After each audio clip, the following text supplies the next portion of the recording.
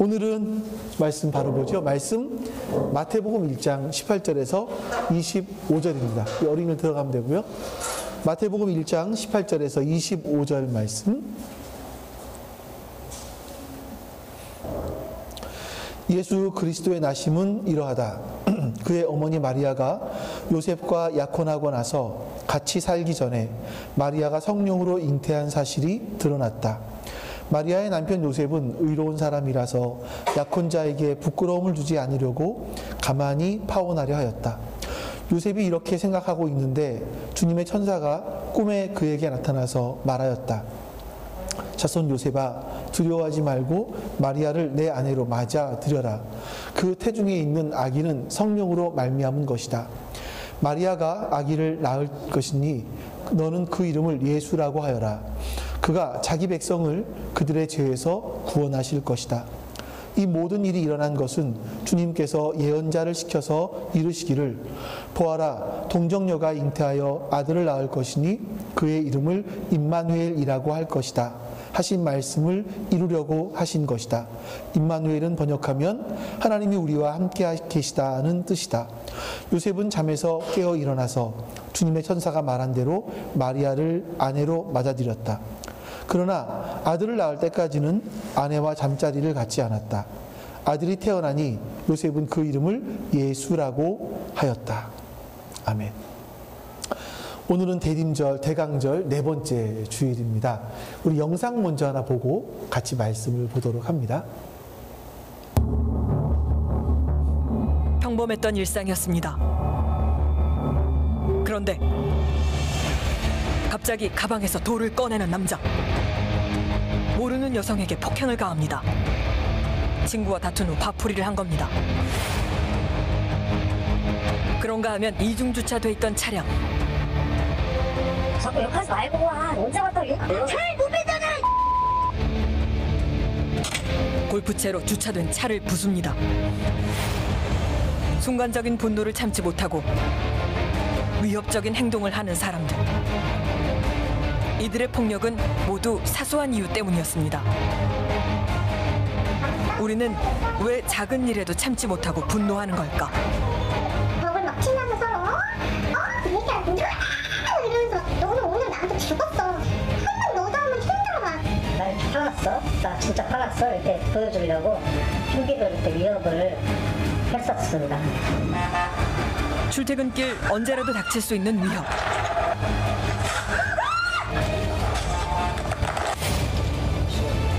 당신의 일상은 안전한가요? 우리 주변에서 흔히 볼 수 있는 분노 범죄. 우리는 왜 매일 화가 나 있는 걸까?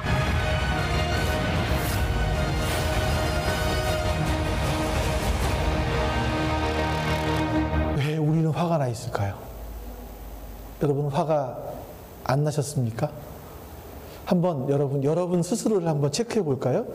1916년도 기사이기는 해요. 네, 보니까 성인 10명 중에 1명은 분노 조절 장애를 앓고 있다라고 이야기합니다. 이 분노 조절 장애라는 게 뭐냐면 사람의 그 감정을 전담하는 이 앞에 전두엽, 이 전두엽이 순간적으로 마비되는 증상이래요. 그래서 자신의 화를 억제하지 못하는 거죠. 그래서 이제 이 분노 조절 장애 같은 경우는 내 속 안에 있는 울화가 자꾸만 이렇게 그냥 쌓이고 쌓이는 겁니다. 그래서 어느 순간에 폭발하는 거죠. 사소한 증상에도 화가 나고 화를 조절하기 어렵고, 이럴 때는 뭐가 필요하냐면 여러분들이 제가 지금 보여드릴 분노 지수, 자신의 분노 누적 지수가 있어요. 이걸 평가하는 게 있어요. 1916년도 TVN에서 프리한 19인가? 거기에서 나왔던 요거예요. 한번 여러분 여기서 보시고 몇 개가 여러분들에게 해당되는지 한번 한 1분 정도 시간을 드릴게요. 읽어보시면서 한번 손으로 꼽아보시고 답은 안 하셔도 돼요.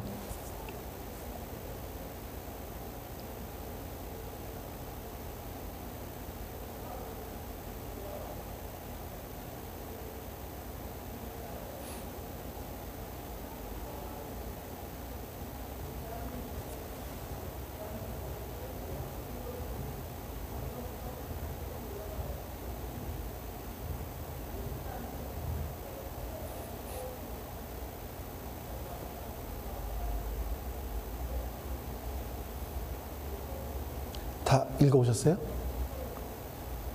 다 읽으셨으면 넘어갈게요. 예, 진행할게요. 네. 자, 이게 항목이 3개 미만이다. 손 드실 필요는 없고요. 3개 미만이다. 그러면 앉아놓게 정상이래요. 근데 3개 이상, 4개부터 6개까지. 4개부터 6개까지는 위험수위. 7개부터 9개까지는 분노 조절 장애가 있을 수 있다라는 거래요. 그러면 그럴 때는 의사의 도움을 받아야 한다라는 거죠. 자, 여러분 어떠셨습니까? 여러분들 어떠세요? 저는 그냥 2개 나왔어요. 그래서 저도 분노가 많이 있을 줄 알았는데 2개 딱 나와서 괜찮은가 하는 생각이 들긴 하는데, 아까 나왔던 것, 영상을 보셨던 것처럼 우리가 사는 사회를 가리켜서 분노 사회라고 이야기를 합니다. 그러니까 분노가 막 전염병처럼 번져가고 있지요. 가장 큰 것들이 있다면 진영의 분노가 아닐까 싶어요. 이 정치인들이 부추기는 진영의 분노. 또 세대 간의 분노? 젊은이들은 나이 드신 분들은 젊은이들을 서로 이해하지 못하고 서로 분노하는 그런 마음들이 우리 안에 있지 않을까. 지역 간의 분노도 있죠. 여러분, 우리가 살고 있는 지금 이 시대는요, 인류 역사상 가장 문명이 발달했습니다. 또 지금 이 시대는 인류 역사상 이렇게 많이 공부를 한 적이 없는 그런 시대를 살고 있죠. 근데 분노 지수가 가장 높아요. 우리나라 국민들 같은 경우는요, 2021년도 조사한 거 보니까, 첫 번째가 어딘지 잊어버렸네. 2위가 이스라엘, 3위가 우리나라. OECD 국가 중에서 그렇게 분노를 많이 하는 그런 나라입니다. 가장 문화가 높고, 문화가 발전했고, 또 가장 교육도 많이 받은 이런 시대에 분노를 이렇게 많이 한다? 이건 좀 아이러니하다라는 생각이 듭니다. 우리가 분노를 쌓아놓고 있다가 더 이상 억제할 수 없는 상태가 되면 주변의 사람들에게 상처를 주기도 하고요. 나 자신을 파괴하기도 하죠. 근데 여러분, 예수님이 이 땅에 오신 이유는 히브리서를 보든지 하면 예수님은 평강의 왕으로, 평화의 왕으로 이 땅에 오셨습니다. 그래서 제자들을 만나셨을 때에도 너희들이 평안하냐? 라고 물으셨죠. 예수님은 우리에게 평화를 주러 오셨는데 우리는 평화가 아닌 분노의 시대를 살고 있다? 왜 그럴까? 내가 분노 지수가 높다? 예수님을 믿는 내가 왜 분노 지수가 높지? 근데 왜 그럴까? 하는 부분들을 체크해 보셔야 합니다. 이것은 신앙의 높낮이를 보시는 것이 아니라 내가 분노 지수가 높다 그러면 나 신앙이 없는 사람이야. 이게 아니라 내가 그 인간의 분노라는 감정을 제대로 해결하지 못하는 거예요. 내가 지금 그것을 해결하지 못하고 있는 상태인 겁니다.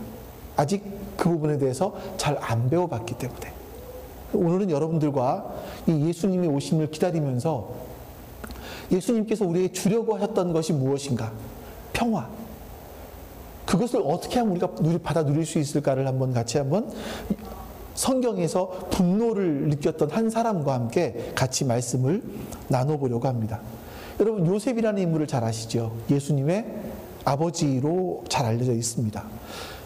요셉은 메시아를 아들로 받아들여서 양육하는 그런 은혜, 그런 특권을 받기는 했지만 그 이전에 먼저 분노라는 문제를 직면하게 되었습니다.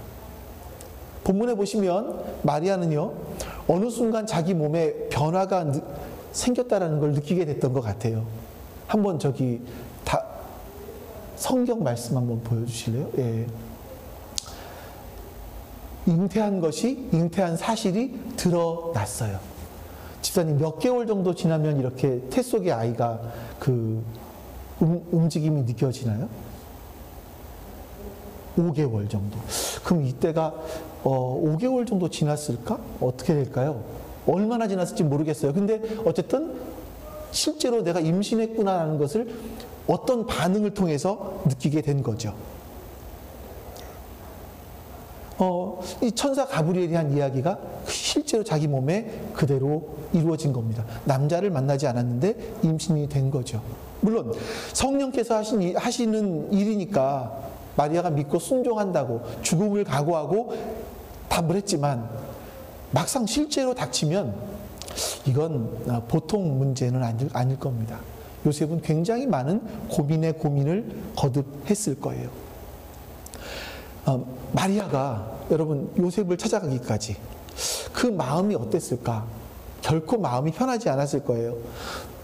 남편이 될 요셉에게 내가 성령으로 잉태했습니다 라고 얘기하면 믿어줄까?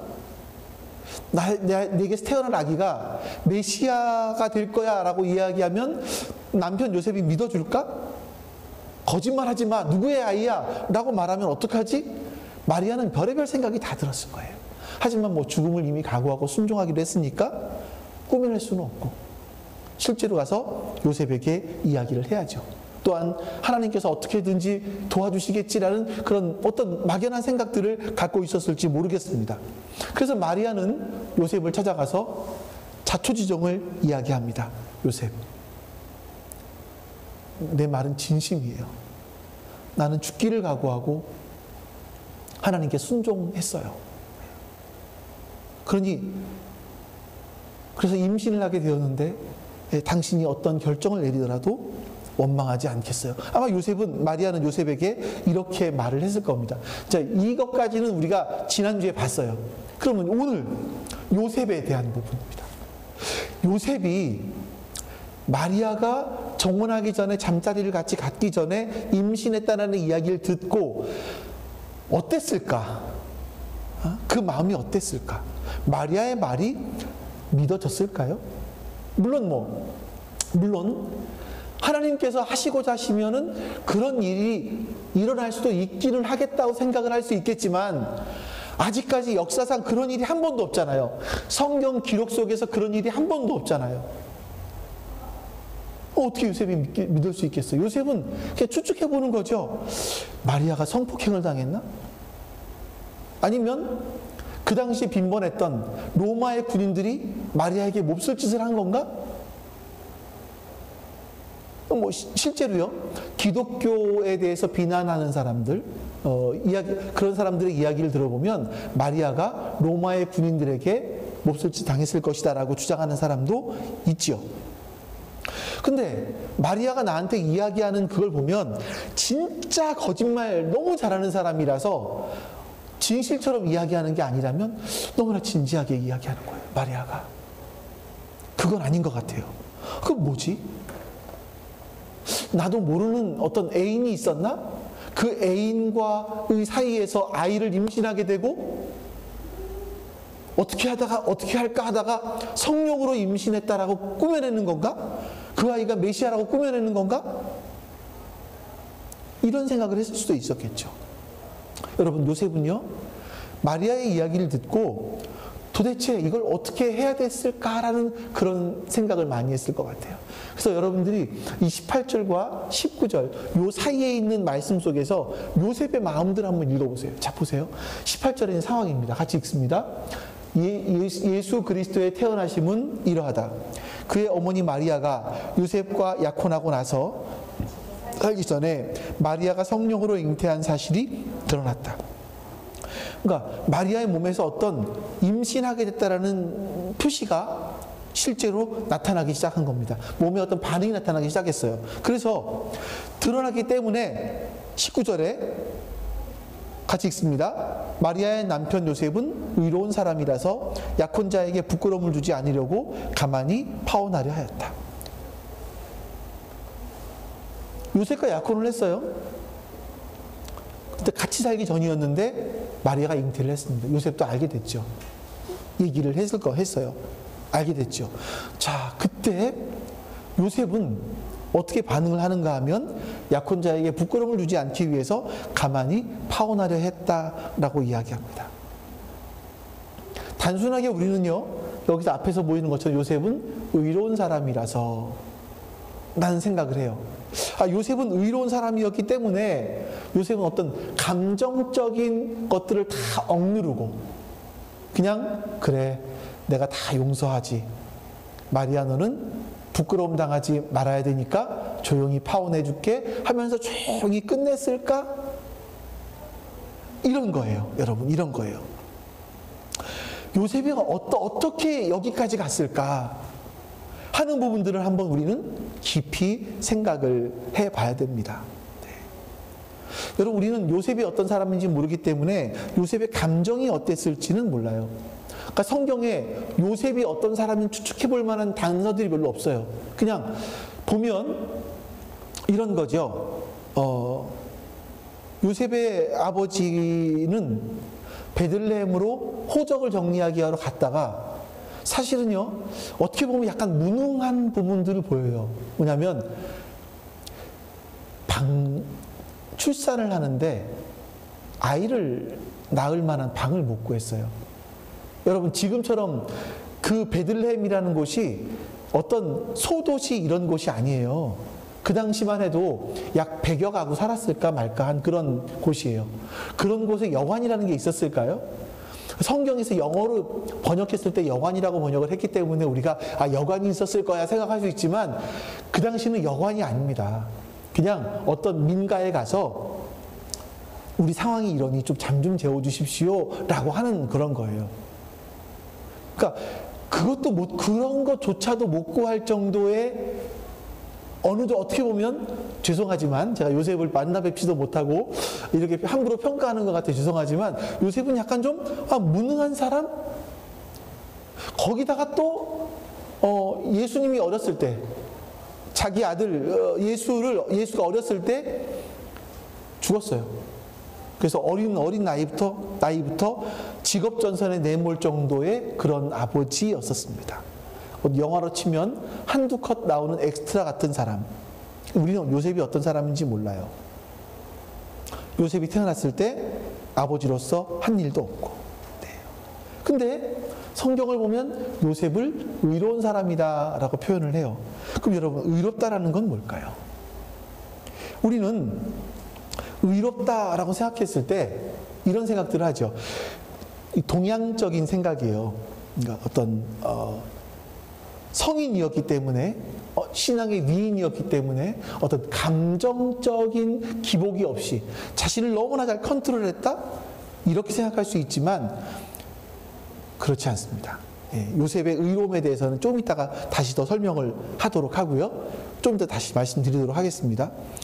요셉의 상태가 어땠는지를 좀 더 본 다음에 자, 말씀을 계속 보시다 보면 요셉은요 마리아의 말을 듣고 믿지 못했던 것 같아요. 그 말을. 그러니까 약혼자 마리아가 부끄러울 거다. 남자 없이 내가 아닌 다른 남자와 임신을 했기 때문에 부끄러워할 거다. 그래서 부끄러움을 주지 않으려고 가만히 파혼을 하려고 했죠. 자, 이렇게 본다면 여러분, 요셉의 그 파혼을 결정하기까지의 감정을 짐작해 볼 수 있어요. 요셉의 의로움은 어떤 감정을 100% 절제할 수 있는 그런 의로움이 아니었거든요. 그렇다면 요셉은 우리나 평범한 같은 사람인데 평범한 사람이 마리아의 말을 들었을 때 어떤 감정을 느꼈을지 우리는 쉽게 짐작할 수 있습니다. 그것은 분노라는 감정이었을 거예요. 어떻게 분노했을까? 일단 자신과 결혼하기로 했던 여자가 임신을 했어요. 분명히 다른 사람과의 관계 속에서 임신을 했을 거예요. 분노하죠. 이 사람이 나를 사랑한 게 아니었었어? 다 거짓말이었어? 분노하겠죠. 거기다가 이 여자가 하나님을 핑계로 대는 거예요. 성령으로 잉태했다고 얘기하는 거예요. 그러면서 거룩한 척을 하니 얼마나 더 화가 나겠습니까? 그냥 넘어갈 수가 없죠. 요셉은요 너무나 화가 나서 이 분노하는 마음을 가지고 밤을 하얗게 지새우면서 몇 번이나 마리아를 죽였다 살렸다 했을 겁니다. 얼마나 뻔뻔해 보였겠어요? 성령으로 잉태했대. 자기가 임신한 아이가 앞으로 메시아가 될 거래요. 아마 그 이야기를 들었을 때 요셉이 생각할 때 한편으로는요 마리아는 율법대로 돌에 맞아 죽어야 된다고 생각했을지도 모르겠어요. 용서할 가치가 없다고 생각했을지도 모르겠어요. 근데 또 반대편으로 돌아놓으면 마리아와 살았던 그 달콤한 첫사랑의 이야기들이 그것에 자꾸만 떠오르는 거죠. 마리아가 그럴 사람이 아닌데, 그럴 리가 없는데 하는 생각이 또 드는 겁니다. 근데 반대로 돌아놓으면 나를 놔두고 그 사람을 또 다른 사람과 임신을 해? 이런 분노의 감정. 또 다시 돌아놓으면 그 사람이 그렇게 좋아서 임신까지 했다니 놔줄까? 하는 그런 마음. 여러분, 제가 뭘 말하려고 하는지 짐작하시겠죠? 지금 세상은요, 분노가 전염병처럼 번져가고 있습니다. 어린아이부터 시작해서 어른에 이르기까지 사람들의 마음속에는 분노를 다 품고 있어요. 사람들의 분노가 얼마나 크던지 아까 처음에 영상에서 보셨던 것처럼 자기의 분노를 조절하지 못하는 사람도 있습니다. 여러분, 성탄을 맞이해서 평화의 왕으로 오신 그 예수님의 평화가 우리에게 있어야 되는데, 주님이 그것을 바라실 텐데 왜 우리는 그걸 잘 못할까?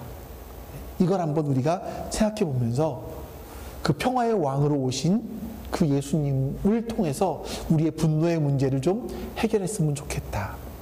그것이 주님이 오시는 거 정말 기다리고 주님을 만나는 것이겠다라는 생각을 해보게 됩니다. 자, 여러분, 요셉을 통해서요, 자기 속에 있는 이 분노를 여러분들 우리는 대면해 보셔야 돼요. 내 속에 있는 분노에 대해서 대면해 보셔야 돼요. 이거는 지금도 상담 심리학자들이 동일하게 하는 말이에요.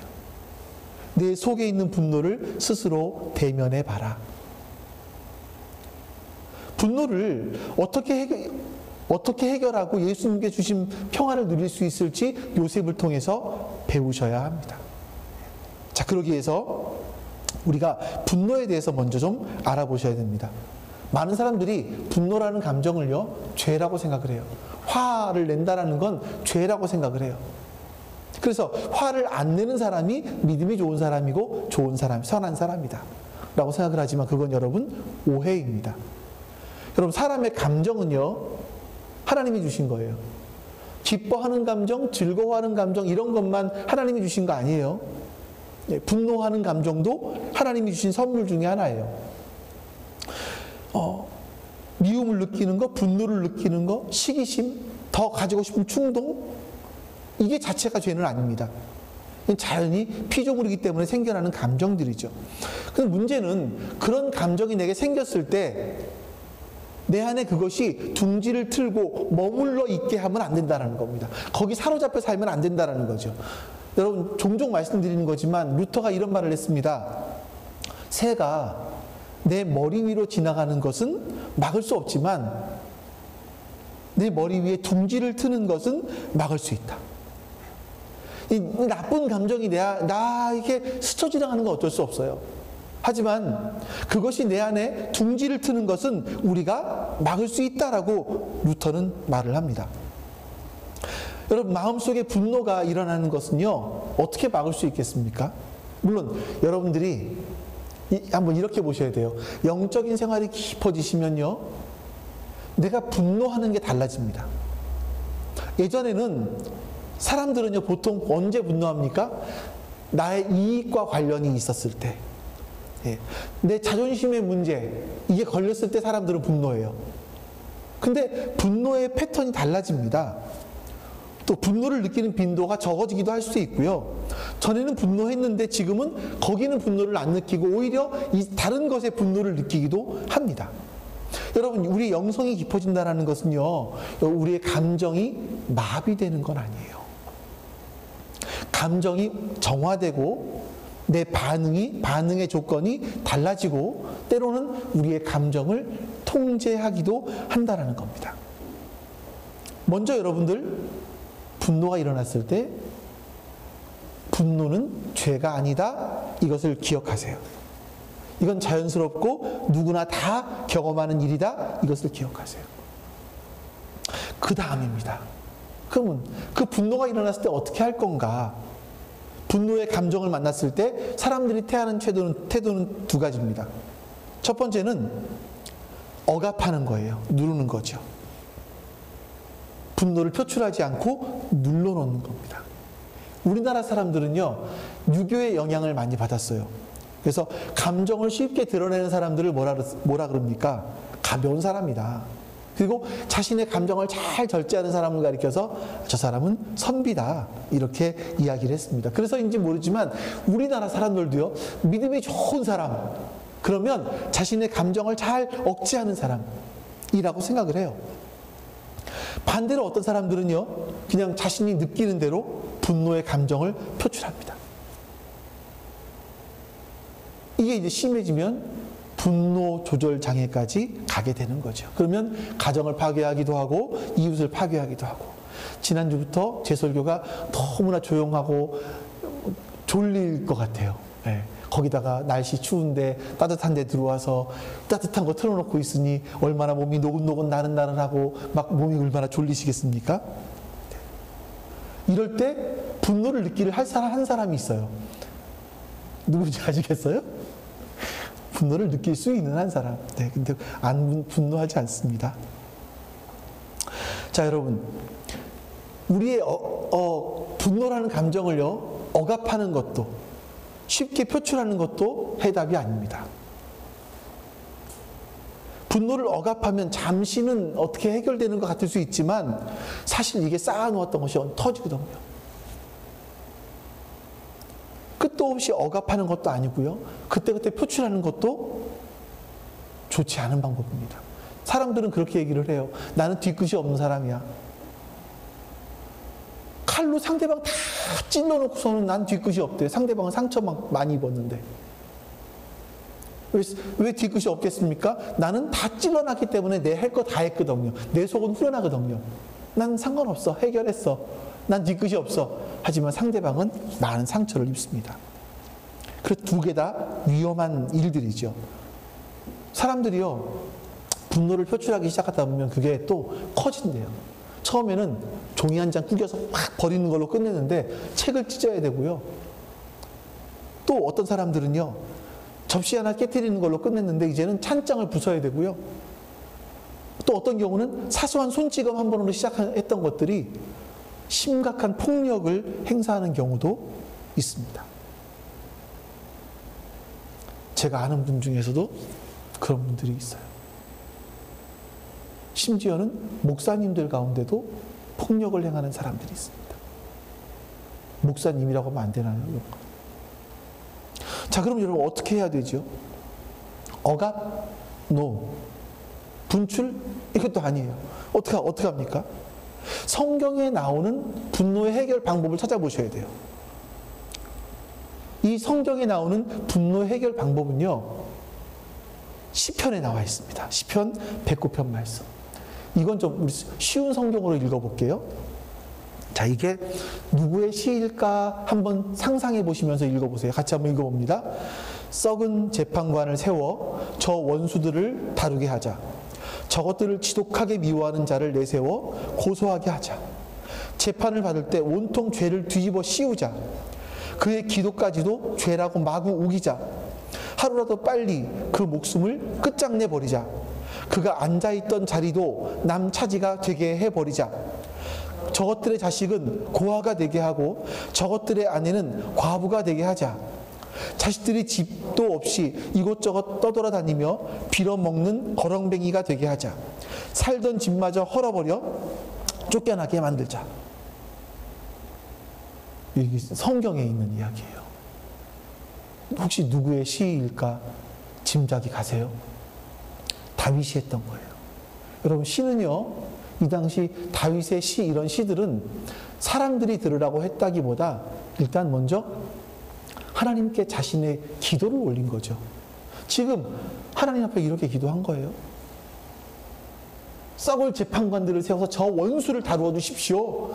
저것들을 지독하게 미워하는 사람들을 세워서 고소하게 해 주십시오. 심한 게 뭔지 아세요? 저것들의 자식은, 사람이라고 부르지도 않아요. 저것들의 자식은 고아가 되게 해주시고 저것들의 아내는 과부가 되게 해주십시오. 막 이렇게 지금 누가요? 다윗이 하나님께 기도하고 있는 거죠. 아니, 이런 거는 성경에서 좀 빼야 되지 않을까 싶을 정도인데, 하나님은 이런 부분들까지도 성경에 기록하게 해주셨어요. 자, 여러분, 여기서 얻게 되는 힌트가 뭡니까? 분노라는 것은요, 지금 이 다윗이 했던 것, 이걸 보면서 분노라는 것은요, 우리가 표출을 하셔야 돼요. 분노는요, 여러분, 우리가 꽉 눌러놔서 해결되는 게 아닙니다. 분노는 표출을 하셔야 돼요. 근데 사람에게, 상대방에게 하면 그 사람에게 상처를 줘요. 분란이 일어나고 가정을 깨트리기도 하고 이웃과 관계가 멀어지기도 하고 그래요. 그럼 어떻게 할까요? 다윗이 택한 방법은 하나님께 자신의 이 감정들을 다 쏟아내놓는 거예요. 이 사람이 누군지 모르겠어요. 아마 다윗을 10년 넘게 괴롭혔던 사울이 아닐까 하는 생각이 들기도 합니다만, 제가 거기까지는 지금 찾아보지 않아서 잘 모르겠습니다. 근데 지금 다윗은요, 사울 앞에 가서는 절대 사울에게 해코지하지 않아요. 이 자신 안에 있는 이 감정, 이 마음들을 하나님께 하는 거예요. 그럼 다윗이 성격이 온순했기 때문에 그러냐? 아니요. 다윗의 성품이 온순했기 때문에 그런 것이 아니라 하나님께서 세우신 왕이기 때문에 내가 할 수 없다 라고 하는 그런 마음들이 있었어요. 그래서 지금 다윗은 하나님께 자신의 마음들을 다 쏟아내놓고 있는 거죠. 여러분, 우리의 분노의 감정들을 해결하는 좋은 방법 중에 한 가지는 우리의 분노의 감정을 하나님께 쏟아놓는 거예요. 그래서 여러분, 제가 예전에도 말씀드렸죠. 상담할 때 가면 집단 상담 이런 거를 하게 되면요, 이렇게 얘기를 해요. 벽에 앞에 하나 갖다 놓고 이 벽에가 그 사람이라고 생각하십시오. 옛날에 TV에서 간혹가다 사이코 드라마 이런 거 하면요, 휴지 같은 거 하나 갖다 놓고 이 휴지가 그 사람이라고 생각하십시오. 그 휴지에다가 막 욕을 하도록 해요. 그렇게 해서 풀어가는 거예요. 이제 성경에 나온 것들을 인간들이 발견을 해내는 거죠. 아, 인간의 감정은 이렇게 해결할 수 있구나라는 것을 발견하게 되고, 하나님이 아니라 그냥 벽에나 아니면 휴지나 이런 것들에게 쏟아놓는 겁니다. 자, 여러분, 이제 요셉으로 가볼까요? 요셉의 의로움이 뭘까? 여러분, 의롭다라는 것을요, 만약에 우리가 성경에서 유대인들이 생각했던 의롭다라는 것을 그대로 가지고 오면 요셉은요, 마리아를 돌로 쳐 죽여야 됩니다. 요셉의 이스라엘 사람들이 생각했던 의롭다라는 것은요, 율법에 순종하는 거예요. 그럼 율법대로 하면 남자를 알지 못하고 남편과 아닌 다른 남자 사이에서 임신을 했다면 돌로 쳐 죽여야 돼요. 유대인의 의로움은 그렇습니다. 만약에 그러면 헬라인의 의로움은 뭘까요? 정의롭다. 정의롭기 위해서는요, 마리아를 재판장 앞에 세워야 되죠. 마태복음에 나오는 의롭다라는 것은 뭐냐면요, 하나님과의 바른 관계를 얘기해요. 그러니까 여러분, 성경에서 의롭다라고 했을 때 가장 먼저 생각해 보실 게 뭐냐면, 우리가 생각하는 것처럼 도덕적이고 윤리적으로 바르다 이것이 아니라 하나님과의 관계가 올바르게 형성되어 있다라고 보셔야 돼요. 요셉은요, 하나님과의 관계가 잘 형성되어 있는 사람이었습니다. 그러니 자신의 마음속에 분노가 생겼을 때 어떻게 했겠습니까? 그 수많은 밤들을 자신이 가만히 파혼하기로 결정할 때까지 그 밤들을 뭐 했겠습니까? 밤들에 아마 하나님께 기도하지 않았을까라는 거예요. 우리는요, 이렇게 하려고 해요. 저를 보면 그런 신드롬이라고 하기도 하는데, 착한 사람이 되려고 해요. 그러니까 모든 사람 앞에서 착한 사람이 되려고 해요. 이게 신앙과 상관없는 거고요. 이건 신앙의 문제가 아니라, 그러니까 저의 그냥 성격이에요. 착한 사람처럼 보이려고 해요.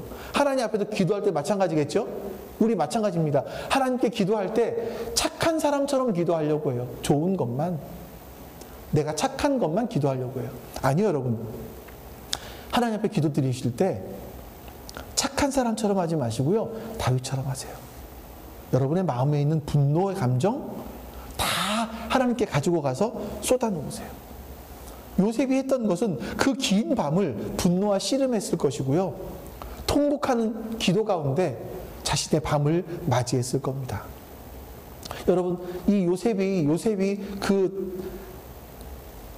마리아를 부끄럽게 하지 않기 위해서 가만히 파혼하려고 했던 것은요, 갑자기 이루어진 것이 아닙니다.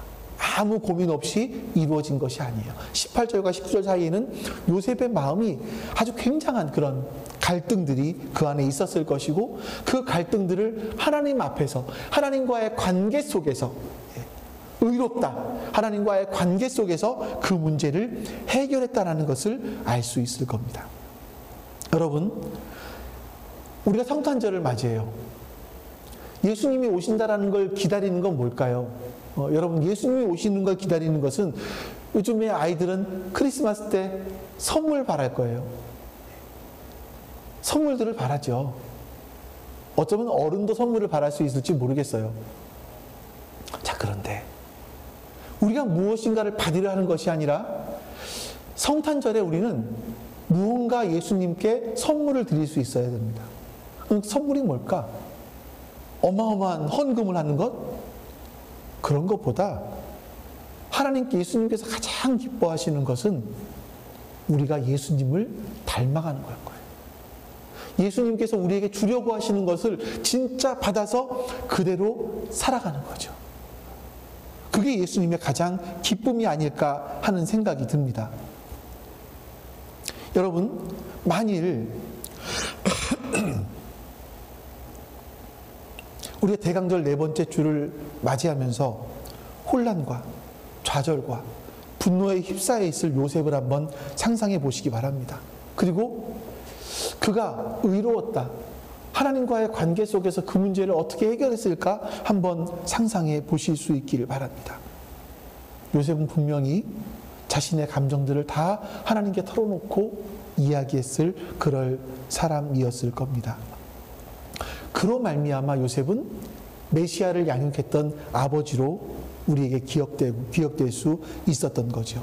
만약에 당시의 법을 선택했다면 우리가 알고 있는 성탄은 다른 모습으로 우리에게 일어났을 것 같습니다. 여러분, 처음에 여러분들께 말씀드렸던 분노 지수가 여러분들은 어느 정도이십니까? 혹시 4 이상이신가요? 이 분노의 문제를 잘못 다루시면 여러분들은 더 큰 일을 부를 수도 있습니다. 우리 안에 있는 아무리 작은 분노라고 할지라도 하찮게 생각하면 안 됩니다. 쌓이고 쌓일 수 있는 거거든요. 여러분, 조용히 여러분 자신 한번 돌아보시면서 여러분의 분노를 다스려 보세요. 들여다보세요. 그리고 여러분 안에 누구에게도 드러나고 싶지 않았던 그런 상처, 분노, 증오, 이런 것들이 있다면 하나님께 가지고 나아가서 토해내 보시기 바랍니다. 그런 건 여러분, 여러분들의 마음을 한번 잘 관찰해 보시면 알 수 있어요. 사람들과 대화 속에서 나는 이런 말만 들으면 갑자기 화가 나. 나는 이런 일만 생기면 갑자기 화가 나. 나는 이런 사건들만 연루되면 갑자기 화가 나. 이런 것들이 우리 안에 있을 수 있어요. 이게 내 안에 무의식에 갇혀있는 그런 부분일 수 있거든요. 그럼 그럴 때 내가 왜 이 문제로 이 이야기만 들으면, 이런 말만, 이런 단어만 들으면 자꾸 속에서 뭐가 화가 나지? 한번 여러분들 속을 잘 탐구해 보셔야 돼요. 그리고 하나님께 이 문제를 가지고 가셔야 돼요.